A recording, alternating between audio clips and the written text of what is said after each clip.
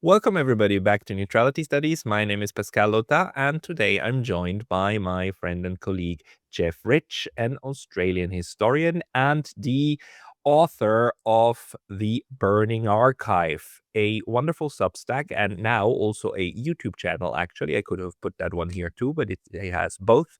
He writes and he makes video content about historical issues and contemporary politics and connecting it with historical issues.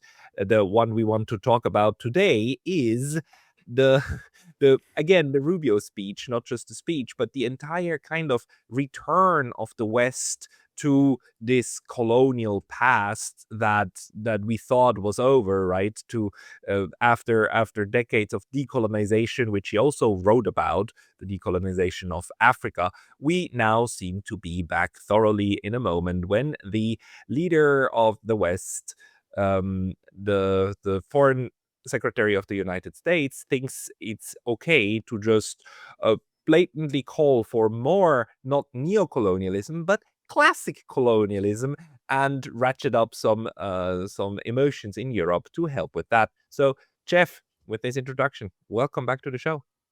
It's lovely to be back with you, Pascal. So what did you make out of this? Or what is your take at the, not neo-colonial, at the classic colonial speech and rhetoric that's coming out of the United States these days? Well, in my Substack article and in the video as well, I described it as the Western Reconquista, which is referring to the process in Spain by which the Christian powers slowly sort of recaptured the country over, 500 years or so, actually culminating in 1492, just as Columbus is about to sail the ocean blue to found and build the Americas, according to Marko Rubio, with the expulsion of the capture of Granada and expulsion of the Muslims and expulsion of the Jews. So it's a very, very significant event. And it has been sentimentalized quite a lot in Spanish history, in particular by Generalissimo Franco, the leader of the Falangist, fascist government after the Spanish Civil War, who was the dictator of Spain and from 36 to 1975. And he explicitly described both his fight against communism and, his fight to sort of reclaim Spanish greatness as in the sort of ideology of the Reconquista. And indeed, he was actually the commander of the Spanish African forces, the Spanish African colonial forces. That was his sort of power base as well. So I sort of make the comparison between this, and it's very much that same kind of sentimentalized story of Western and American history, and an explicit praise not just of Western colonialism, but also Western civilization in a very monocultural sort of way. It's described as, Christian, Western European largely. There's not a lot of Eastern Europe there. The sort of the classic sort of 1950s, 1960s Western civilization course version of Western civilizational history. And to me, the United States, through Marko Rubio, is really talking about a reconquista, not just of the global majority, the former colonized world, sort of reestablishing control over Russia and China and Africa, Asia, but also a reconquista of Europe itself. The national security strategy explicitly talks about, healthy nations in Europe who respect Western civilization, respect traditions, all this sort of stuff, who dislike migration. And they're the ones who can join the fight with the United States against civilizational erasure. So it's really, it's very moral, almost religious rhetoric, but also a rhetoric justifying empire. And of course, the other irony is, Columbus didn't only sail to the Americas, immediately after the Reconquista. In many ways, the sort of approach of the Spanish Empire in America was partly inspired by the same sort of religious zeal at times as well. So there are lots of sort of parallels there, but it's also I think it's really quite it's frightening, really. I think that the United States should engage in this kind of rhetoric and so explicitly disavow the last 75, 80 years of decolonisation post 1945, and to dismiss that as, I A think, mistake. yeah, well, anti-colonial uprisings that was inspired by godless communism. And the only thing that is vaguely reassuring about it is some of that rhetoric's not all that new. I mean, that was the rhetoric of the Cold War too, and it's perhaps a reminder to us that the United States has throughout its history, had a very ambivalent relationship to decolonisation as well. Hey, very brief intermission because I was recently banned from YouTube. And although I'm back, this can happen anytime again. So please consider subscribing not only here, but to my mailing list on Substack. That's pascalotta.substack.com. The link's going to be in the description below. And now back to the video. I mean, the United States was very happy to decolonize places that were under control of some of its competitors or potential competitors, right? Especially the UK and France.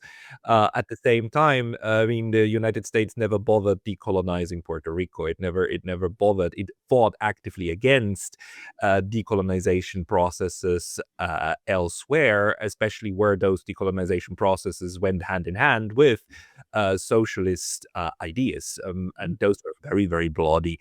Just to remind us of what happened in Indonesia, over 1 million dead in the support, the Sukarno, the US supported Sukarno crackdown on this kind of anti-colonial movement under Suharto, and on and on and on. And of course, the Vietnam War was basically a reassertion of the colonial dominance of Westerners, and in this case, kind of handing over the staff from the French to the Americans, which is very reminiscent to how the handing over of the staff went in the Philippines, right? But 60, 70 years earlier, when the Spanish were about to be kicked out, and they brought in the Americans, and then the Filipinos lost the war not against the Spanish but against the militarily superior US. So we see that time and again. And in Africa, you had a whole different kind of subversive type of neocolonialism, then also interwoven with the kind of debt trap of the IMF and World Bank. So, I mean, colonialism never ended. And one of the biggest mistakes in Europe is to believe that colonialism, just like, feudalism, are these terms from the past, from medieval ages, right? And yes, feudalism in Europe is over. There are the only feudal remnants that we still have are the aristocratic houses and the kings and queens and so on in Europe, but they're not system relevant anymore. They're just like rich people from days past. But colonialism is very much systemically still with us. Can you maybe talk just a little bit to the traits or the ways in which we still see colonialism today, maybe also from your native Australia, or looking at it from the Pacific? Well, look, absolutely. And I think it's people often say there's been 500 years of European colonialism. And I think there's an important mistake there that is often, particularly American type commentators tend to forget, which is America was a colonizing power too, not just with Cuba and the Philippines, whatever, but, really from the start, part of the impetus for the 1776 revolution was the frustration of the local elites with the constraints being placed by the British on American expansion to the West, which is also American dispossession of the native nations. So, America colonizes the North American continent over a period of whatever it is, like 100 years or so, which is often described as the closing of the frontier, but also includes the conquest of half of old Spanish Mexico in the 1840s, and the sort of, the genocide, not to put too fine a point on it, of the various native nations. And in fact, it's the conflict with the native nations which in part underpins the original Monroe Doctrine back in 1823. So the United States has always been a colonial power, and even today it is still a colonial power because there are 17, non-self-governing territories left in the world, and they're controlled by France, Britain, and the United States. And there's not a lot of population there, but they are still there. So the United States record in terms of being a colonial power and also being a pretty unprincipled and inconsistent supporter of decolonisation is pretty patchy. And the other thing is, people talk about 500 years of European colonialism, but, colonialism has existed before and after the period of European dominance, post 1492, Vasco da Gama going to India, Columbus and the conquistadors going to the Americas and taking over those societies. And it's had many forms and shapes and characteristics during that period. The nature of British colonialism within that period itself has been different. Spanish colonialism has been different. And, the different colonies have had very different experiences. The experience of Australia as a colony, and then a dominion, and then a fully fledged nation, and then perhaps a new colony of the United States in more recent times, is very different to the experience of somewhere like Mexico or the African nations which were largely colonized formally in the sort of 1880s, but had previously been subjected to all forms of imperial power and influence, not least through transatlantic slavery. So I guess there are many forms of colonialism, and although there's very little, if you like,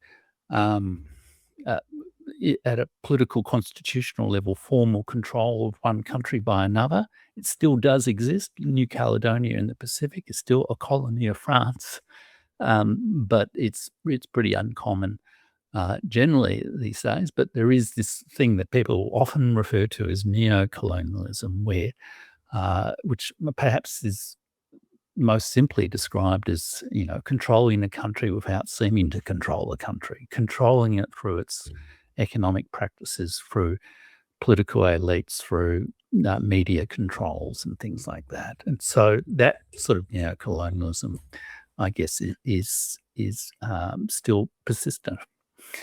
And as you say, the story of decolonization is not over. It's not over formally, in the sense that there are still those 17 self-governing territories, including Guam and places like that, New Caledonia. I think one of the most scandalous ones, is Gibraltar in Spain, which Britain took over in 1707 and still has a claim to. But that process is not over as well. And there's still a UN Committee on Decolonisation. And in fact, like a day or two after Marko Rubio gave his speech praising Western colonialism and dismissing all the efforts of decolonisation, the UN Secretary-General was actually speaking at the African Union conference at the same time, and striking a very different tone, condemning colonialism and supporting the efforts of, I guess, global majority nations to sort of seek reparations against colonialism.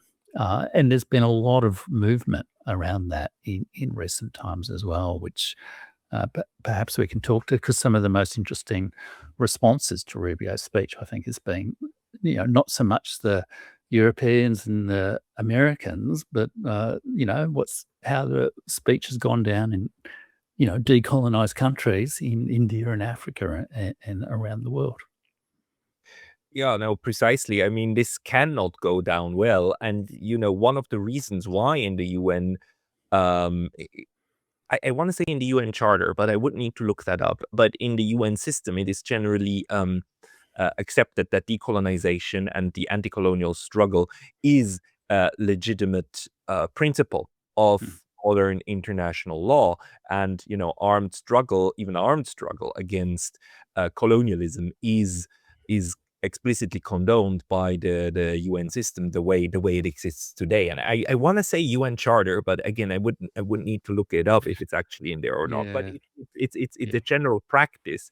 Um, just and that's not there. That's not in the UN system because the enlightened European and North American countries actually realized their mistakes and wrote it in there. No, it's in there because it was fought for, and it was Mm, then defended by the what we today call the global South or global majority, mm. right? Who then Yeah, joined absolutely. joined in it. Absolutely. I mean, like, it was partly given impetus by, well, India's independence, clearly, in 47, but then Bandung Conference in 55 was a very Yeah. important marker. But in 1960, there was I'm not sure of the exact, what was it called? A Declaration on the Granting of Independence to Colonial Countries and Peoples, which was a resolution of the UN General Assembly, and that set up the Special Committee on Decolonization. And, there's like 100 odd extra countries that have joined the United Nations over that period of time, and most of which happened in the 50s, 60s, and 70s. Like Portugal, kind of shut down its African empire, but also like East Timor, very close to Australia, in 1975, after the sort of, kind of technocratic fascist dictator Salazar was removed from office. And so, yeah, it's a really absolutely integral part of the system.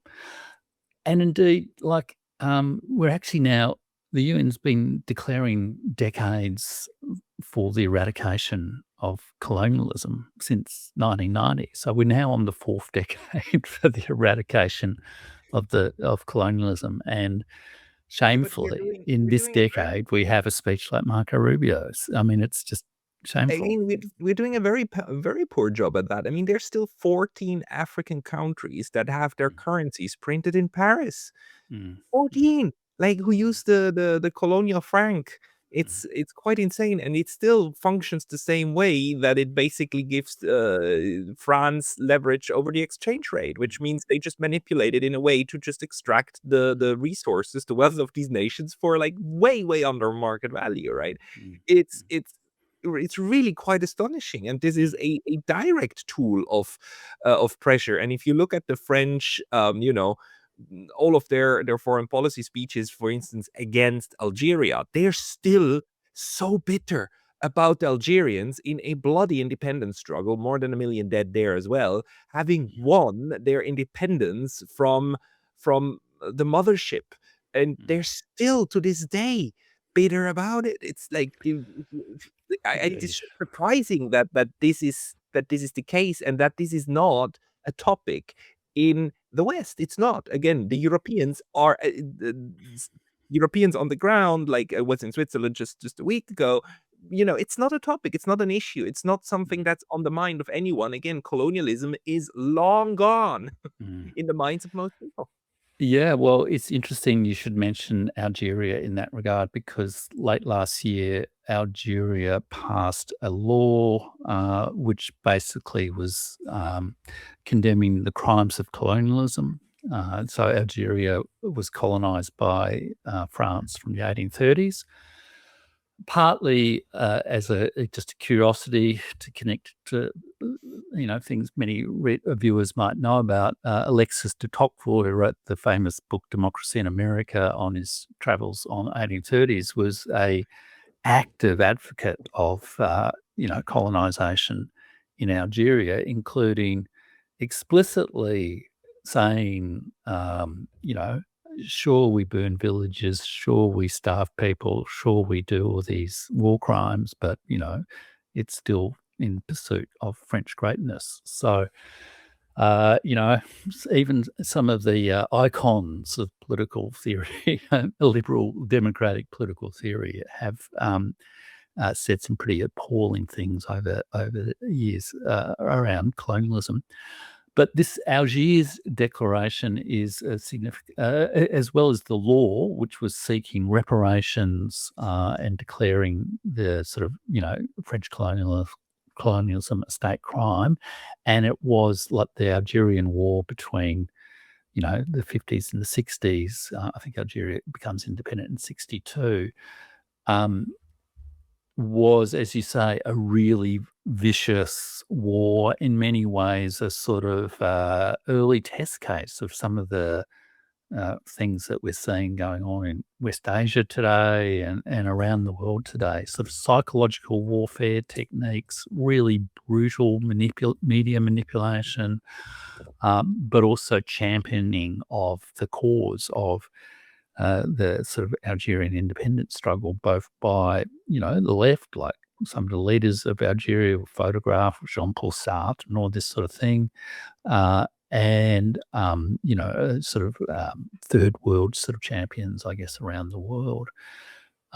So it is significant that Algeria has made this change, and there's a lot of dialogue between France and Algeria right now around this law. There's a lot of pressure on Algeria to sort of pull back from the claim for reparations from France over, I guess, its treatment both during the long period of colonialism, but especially perhaps through the Algerian War, which, also include forced resettlement and all this sort of stuff. But in addition, Algeria has sponsored what's called the Algiers Declaration against crimes of colonialism, slavery, and apartheid. And it's really notable. I mean, that was a declaration made in December 2025. The president of Ghana said at the UN General Assembly meeting, the September meeting, I think it was, where, Donald Trump was complaining about the elevator and the teleprompter and how the UN didn't take his contract for refurbishing the UN building. The Ghana president there also flagged that he would bring in a resolution to the United Nations General Assembly on the crimes of colonialism, slavery, and apartheid, including seeking reparations for that.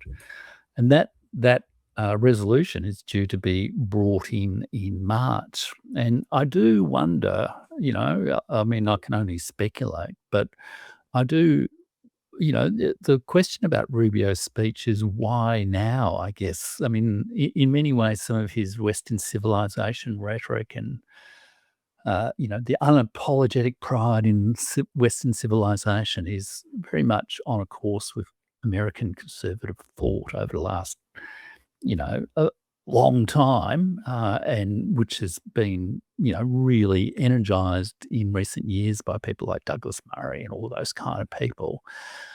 But you do wonder why the Secretary of State in particular should make such a big deal of the fact that, they're totally unapologetic about colonialism and doesn't mention the slavery word once. And yet slavery, especially for the United States of America, it was fundamental to, 500 years of Western expansion.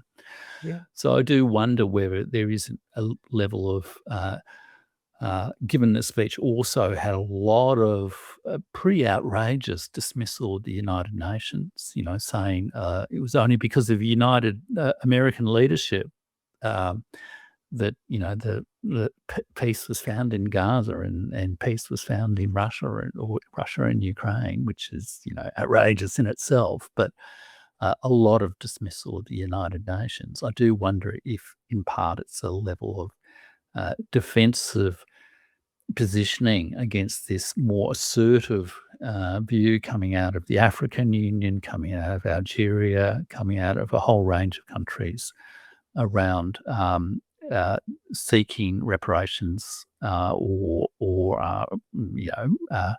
a response from the former colonizing powers to the sort of unequal distribution of power and resources around the world.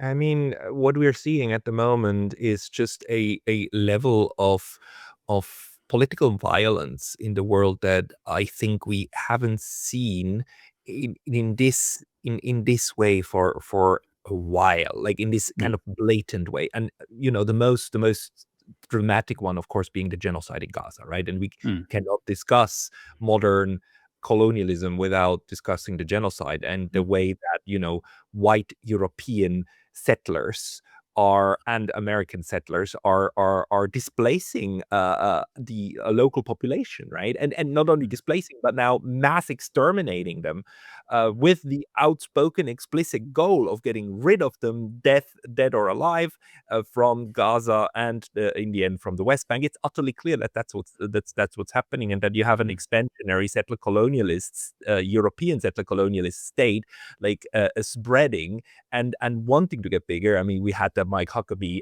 interview by Tucker Carlson just the other day, right, where again, like the Bible, this kind of story of what somebody once said 3,000 years ago, and then 2,000 years ago, and 1,500 years ago, when it was put together, at least the New Testament, right, as we have it today, was only the compendium, right, was only put together of the New Testament around 1,600 years ago, the first yeah.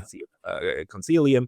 And uh, yeah, I think that concilium anyhow. And this idea that everything goes back to these holy texts, this is such a traditional way actually of colonialism to justify itself with holy scripture and whatnot. Not only the conquistador, but the crusader spirit actually Mm, that's implemented there. And at the same time, the what happened in Venezuela, and how the United States just frames its own right to go in and take out and kidnap a president of another state, the Monroe Doctrine, even invoking it. So I mm, suppose we are at a point where the West just is so weak that it cannot cushion all of its misdeeds anymore in the language of current, humanitarianism.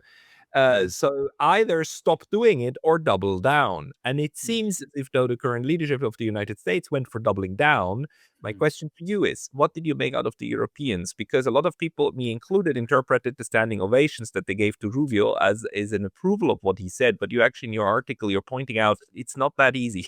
They actually didn't take it as well as it might seem on the surface. Yeah, yeah. You see, I've been looking at a range of the media sort of analyses of the Rubio speech, and in America, that like including like the White House sort of press coverage of it, they explicitly say that they make a point of the fact that Europeans don't like to clap Americans, but they all gave Trump or Rubio a standing ovation, and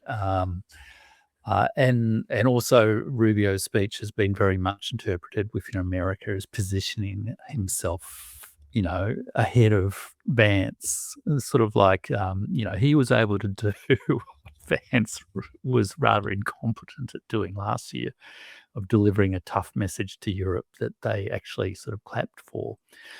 But I do think the standing ovation thing is a little bit of a misreading of the situation, and it's partly just from having watched The Vision. There's a lot of Americans in that room. There were 40 US Congress people attending the Munich Security Dialogue, almost all of whom performed disgracefully. And they did get up and stand at the end, but to me, it was much more of a pretty lukewarm version of stormy applause in the old, which was the old phrase that people would always put in the description of how the audience would react to Stalin's speeches in the old Right. Soviet Union. Stormy applause, and everyone's terrified to be the last person to sit down and stop clapping. So they do get up and applaud, but not in a very enthusiastic way. And when there is applause earlier in the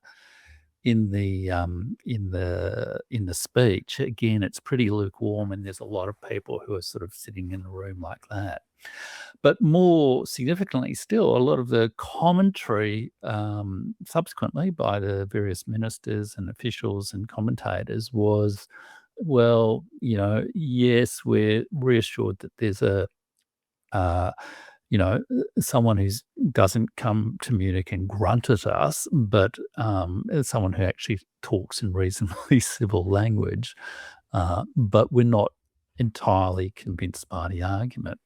And in fact, the Munich Security Conference, which I keep wanting to call it a Munich Security Dialogue, and I really don't know why I keep doing that, but that they actually set out a like a record of the meeting, a sort of a summary of the discussion through their official website.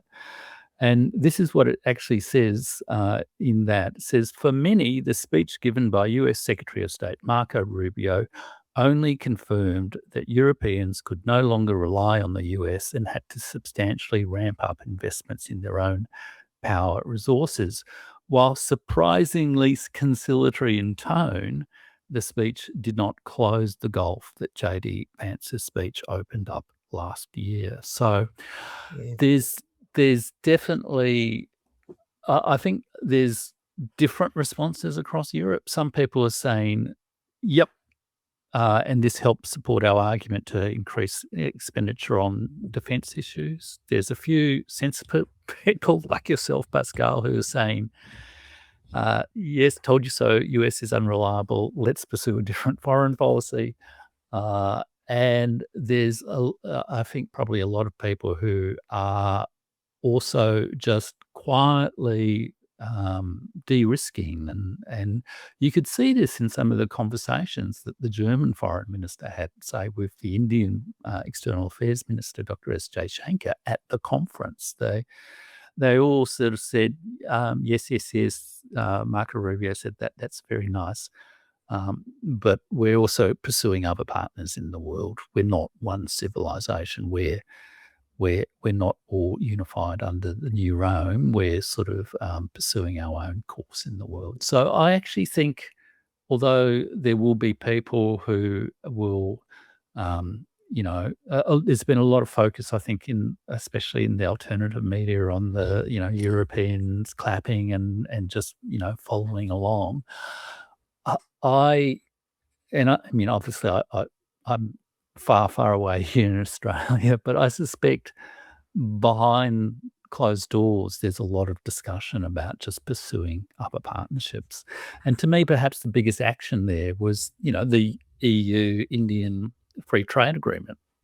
Yeah, but from a couple of weeks ago, where which was a pretty large sort of response to this kind of thing.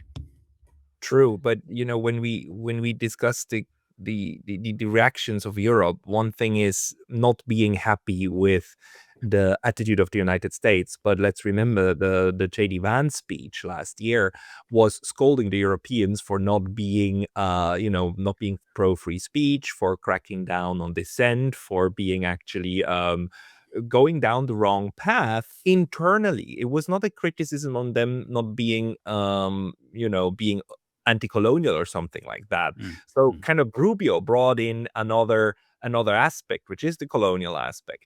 And that's, in my view, not something that the Europeans oppose very much. On the contrary, right after recording this video here with you, the next person I will be talking to is my country my compatriot, Natalie Yamb.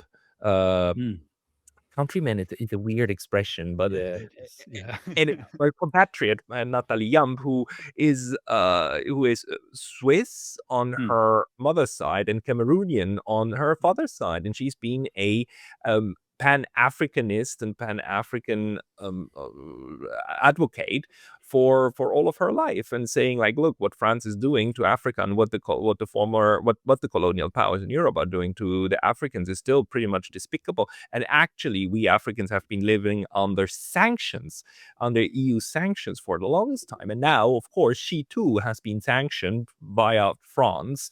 But she's been put on the Russian sanction list, EU sanctions list, and she now cannot go back home to Switzerland. And she very much interprets that as just another version of the old colonial Europe cracking down on any form of dissent, on its legitimate right to be a garden and steward and shepherd the jungle, as Joseph Borrell once put this image, right? So it's still ingrained very much in this European mindset, and to a point where it's actually not conscious, but it is very much omnipresent.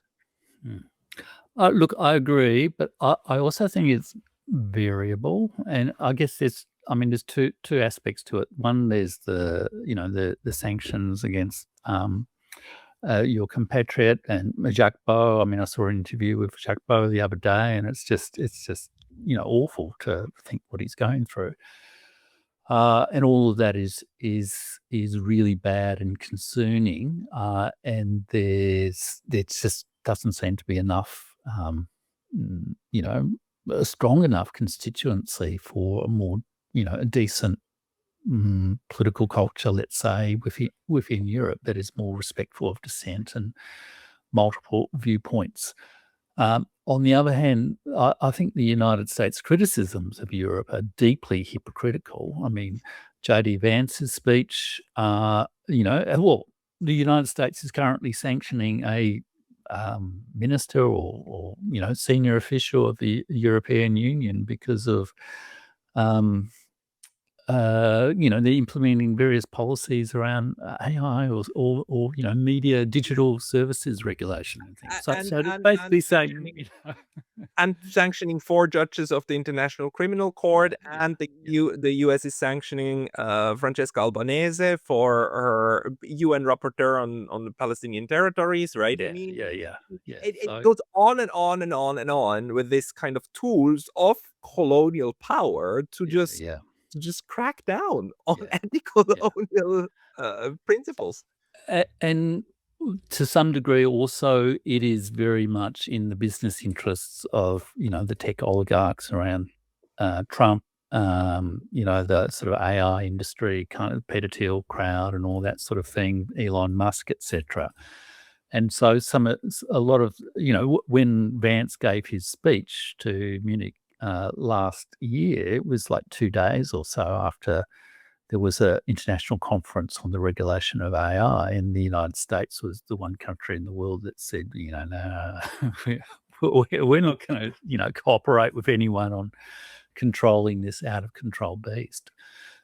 So I do. Then the other aspect of it is there's the part of the Marko Rubio's or the United States government's Western Reconquista is, a Reconquista in Europe. It's the prosecution of a conservative nationalist Western civilizational view of Europe within Europe, including describing in the national security strategy, some countries, Hungary, Italy, blah, blah, blah, as, the healthy, I think the actual term is the healthy nations of Europe. So it's all this sort of anti-migration rhetoric. So it is, and not that I would endorse Jake Sullivan's, general viewpoints on the world, but I heard a discussion with him the other day that was saying that one of the distinctive things about this most recent national security strategy is it so explicitly expresses a preference for one political, side within the European community in the foreign policy of the United States. And the national security strategy does that. And it's been supported by, various interventions like Rubio's to potentially give all-bound money in terms of his election, just as they had with Milei in Argentina. It's supported, there's been documentation of the, State Department sort of USA sort of money being redirected into various, pro, I don't want to use populist or, nationalist sort of, but, the sort of ethno-nationalist sort of pro, right-wing groups which are more sympathetic with the MAGA agenda in the United States, the sort of anti-migration sort of agenda, the pro-Western civilization conservative agenda within the United States. So the United States is sort of acting as a sort of imperial power within Europe, and this is part of the hidden message of the speech too. In a way, it was a plea for Europe to come back into the fold by saying we belong together.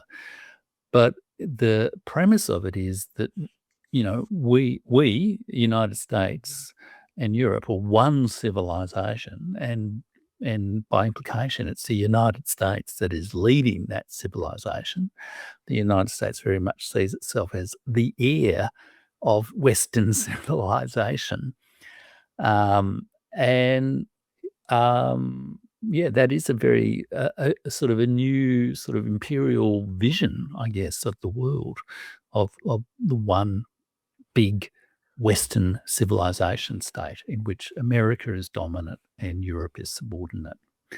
But I just can't see how Europe's leaders, and multiple of them have said in more or less explicit ways, we don't really buy that, including even the Kaja Kallas is pretty pro-America generally. That they've said that they don't really support that sort of approach to things. They're clearly constrained and limited about what they can do, but I just can't see that such a coercive, regressive, imperialistic, colonialistic sort of vision really being accepted in Europe or the rest of the world. And if Europe looks up from its current problems and asks anyone around the rest of the world, they'll say, you don't have to follow along with this nonsense that you're one civilization with the United States. Europe contains many civilizations and many traditions, and it's more than capable of gradually getting getting out from under the thumb of the United States if it makes a few smart decisions. I'm not sure they want to. I really think that they're pretty happy under the thumb, that they're pretty happy of being part of the colonial project. It's more a question of flavor, right? While the United States serves you the Coke, Europe more serves you the Pepsi, maybe a Fanta, right? In order to kind of get a different fizzly flavor on your tongue, but it's still at the end, at the end of the road, still obesity awaiting. If you down all of that, jug it down. But the question to me is a bit: is this an expression of the United States, and by extension Europe, like asserting now a new dominance and trying to be more dominant, or is it the admission that the implicit version of this, the neo-colonial version, the IMF and the World Bank version, the kind of we just infiltrate your countries and then run them anyhow version, that one has failed and is done and is over, and that framing Gaza as this glorious war of self-defense by this beaten down people, only democracy in the Middle East, that all of this BS narrative has terminally failed and is over, even if they still cling to it. So that basically, okay, we need something new. Again, either we stop it or we double down. And basically, this is an admission of the failure of this implicit version of colonialism. So back to explicit version of it, but that means you're actually structurally at a weaker point. The moment you need to use weapons to assert that you're right is the moment when the soft power has failed, right, to deliver. Yeah. Look, I do think it's in a way it's an admission or it's a statement from weakness. It's a statement from defeat, if you like. And in a way, that's similar to what, Franco's vision of Reconquista was as well. I mean, he had a dream of sort of reviving the Spanish Empire, including in Latin America, etc. And it never really went anywhere. I suspect this new, what did he say? The new Western century, the new American Western century, might suffer the same kind of fate because they are speaking from a position of weakness. And even just that statement in the Munich, the meeting outcome of the Munich security dialogue, that yeah, we're not convinced. Nice speech, well crafted, but we're not convinced you're going to have to do better than that. And since then, Macron's been to India. Merz is going to China or India. I can't remember which one. When the EU India free trade deal was struck, there was a lot of pride from Europe about that. At the same time, they did the big Latin American deal, Mercosur or whatever it is. But one of the striking things at the EU-Indian free trade deal, there was Modi, there was Ursula von der Leyen, and there was the council president. I can't remember his name, but he made a big thing of pointing out that he is a Indian. He got out his Indian abroad passport because that's his heritage. So I just think it's going to be a very difficult path for Europe to navigate because the United States is so, as you say, it's so violent, it's so brutalist, it's so preoccupied with itself and so unpredictable at the moment. And it might just be wishful thinking on my part, but I do think there are at least signs that people are wanting to break out and are fed up with it. I think it would be a real tragedy for Europe and a tragedy for the world if they just say, "Oh, okay, let's just vote for whoever the next Democratic president will be, and that will all be fine." But I've heard in the rhetoric that they've made, including that following the sort of around the time of Carney's speech, Ursula von der Leyen said, this is a permanent change, and the change in pursuing European independence needs to be permanent. Now, that's just rhetoric, but I suspect there's a lot of under the hood, boring stuff that is, going on as well, like the Indian, EU free trade agreement that will create more space for Europe to act independently. And I certainly hope so because, it would just be a tragedy for the world if Europe just submits to this kind of nonsense from the United States for much longer. Yeah, but I might be too optimistic because I'm also very persuaded by Neil Banilla's and others' arguments about the extent of interpenetration of the transatlantic elite. I guess my feeling is that the bunker, as Neil says, that's been created by that system is not so well. There's a lot of gaps and cracks, and it's not so well constructed, and there's a lot of things about it that people are a bit annoyed about that they will wriggle against over time. But I can't be certain, but that's certainly my hope.